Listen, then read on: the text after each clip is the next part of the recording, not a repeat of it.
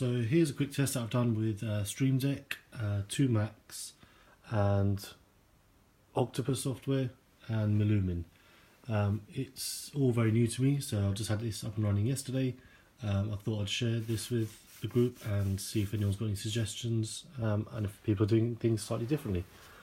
Again, this is all very new to me, so please bear with me. So what I've been able to do is use the Stream Deck surface to trigger certain commands on both the main and a backup at the same time. So it's all been done through Octopus, which is this window and this area. So what I've done first is go to properties and added a couple of instances of Millumin. So over here I've just gone to new, playback, and selected Millumin. It does give you control over quite a few other playback devices as well as switches. I'd love to try the E2 interface as well soon, but here we've just got main and a backup. For each one we've just gone into the IP and just dropped in the IP settings and made sure the port's on 5000. You can find this information on Millumin. If we go to interactions, manage device and OSC, over here it will show you the local IP address. Both these Macs are just connected to a Wi-Fi router, and so within Octopus I've literally just added 2 instances here, and then gone to presets, and over here it allows us to create the custom buttons. So what I'm going to do now is create a new button for Millumin. We're going to go, it gives you preset options as well as you could do custom strings, but for this one we're just going to do a stop column. We're going to call the preset name stop and then click on new. So as you can see, it's appeared here. Let's put it somewhere where we can easily see it. And on this we're now going to give it a keystroke. So if you look at the bottom here, it allows you to put in a key. So we're going to put in a number 6 for that, and then also enable it. There we go. So now within the software, if I press Command R for run, the settings window disappears and you can then click on certain things here. So now we know with all of these commands that they talk to the first instance of Millumin running on this machine and also the backup at the same time. If I just press Command R again, jumping back a step, with the Millumin instances, so I've got main and backup, you can choose down here to automatically add a backup device. So if we select this one there, the backup device, you can add, and it automatically tells your backup device whatever commands you're sending to the main one. So again, presets, we've got all the parameters, so we've chosen for it to be Millumin, a stop column, and I'll show you in a second where you can actually create little stacks here. So at the moment, the stop button, you can click on that and do a test. Let's have a look at one of my other ones, which is load up -1, test, load up -2, test, yeah. So Command R gets rid of the properties windows, and as long as this main page is now your main focus, it'll let you control whatever you've programmed into each of these buttons. What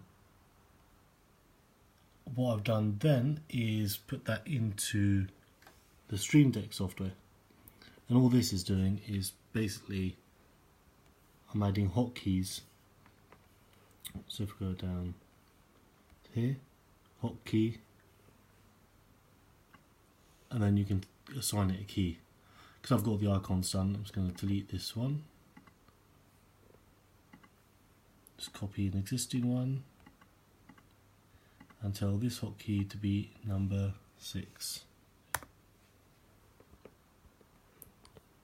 And we're going to call that stop.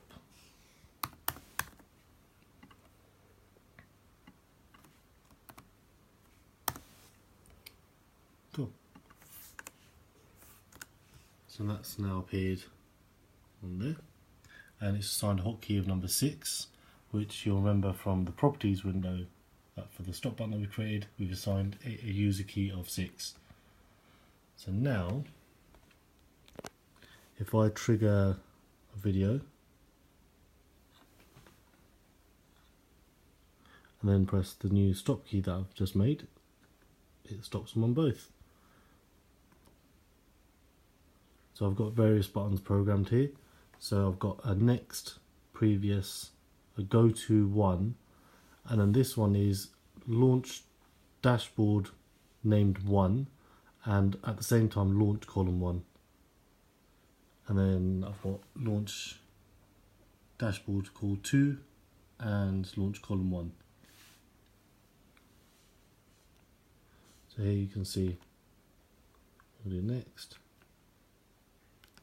Obviously these aren't synced in any way, it just triggers 2 machines, so that they're not going to run frame accurate or synced in any way. And let's go to dashboard 2.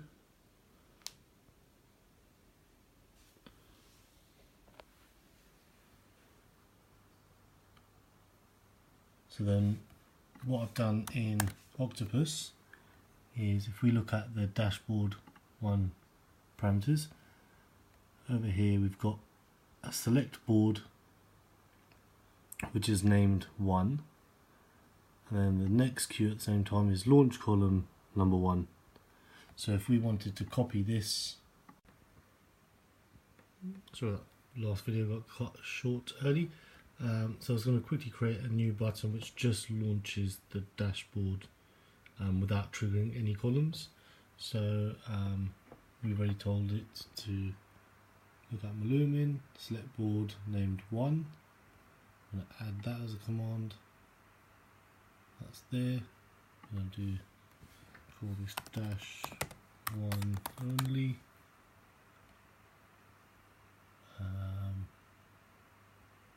And then we can give it a value of, say, 7 for the keystroke. That's enabled at the bottom. And then click on new. It's appeared here. So this one is just going to trigger dashboard 1. Let's create a new. Let's copy this one, the stream deck, and then keystroke 7, D1.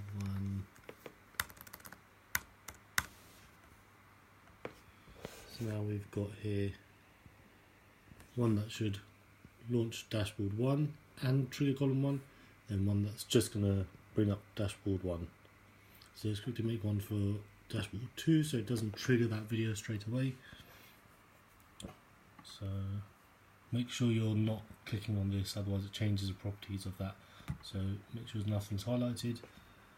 Select board named TWO.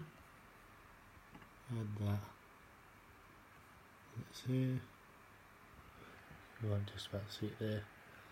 And then at the bottom we're going to give this a value of keystroke 8 enabled.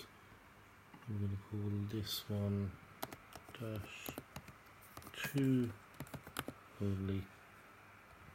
And then we're going to click on new. This one is assigned value of 8. Let's create. Let's copy one of these. Dashboard TWO value 8. Now if we go back to this, Command R, let's have a little test. So if we do stop for everything, so now this is launch dashboard 1, which is what we're on already. That should then launch dashboard 2. It's not working, let's have a look why. Dashboard 2. Didn't have that enabled. So now Command R. Let's try that again. So that should go to dashboard 2. Let's stop the video playing there. So now I can flip between the two dashboards without anything triggering. And this one will trigger column 1, and that will trigger column 2. Stop. Let's go to dashboard 1, which is probably still playing. Let's stop that. So yeah, that's to trigger columns. Stop that one. Stop that one, and then this will just flip between the two. Obviously next we'll trigger the first column.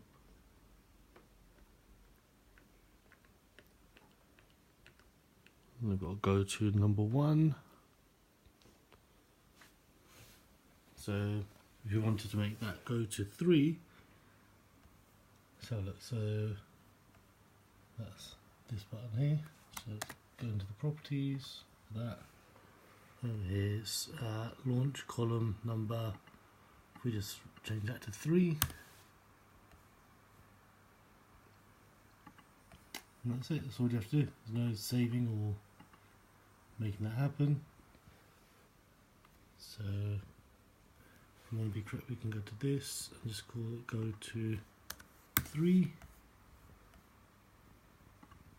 So run that. So now that is my third column with the clocks. So we went past it, then go to 3. So it always goes to column number 3. So I hope that's helped. Give me some feedback. Sorry for the lengthy videos. That's it, it's all new to me. So please share your feedback. Thank you.